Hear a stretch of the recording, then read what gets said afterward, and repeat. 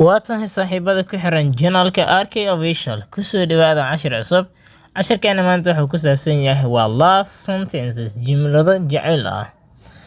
Number 1 wuxuu leeyahay you are a womanizer guy, waxaa tahay wiil shahari ah. You are a womanizer guy, waxaa tahay wiil shahari ah. And I can accept, ma aqbali karayo you love jacaylkaaga. Number 2 my sweetheart, yacni samacaani buu yidhi. You led my life, noloshayda ayaad ifisay. And if I miss you, haddaan adiga ku waayana, life is not a void, noloshu waa wax kama jiraan. haddaan ba adiga ku waayo, noloshu waa wax kama jiraan. Number 3 your love, jacaylkaaga overwhelmed me, wuu iga tambadiyey buu yidhi. Jacaylkaaga ayaa iga tambadiyey. I myself needs you, nafteydana adiga ayay ku baahan tahay.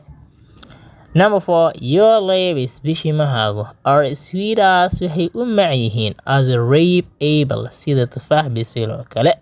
Ajaa'ib, bishimahaagu waxay u mac yihiin oo yiri sida tufaax bisil oo kale.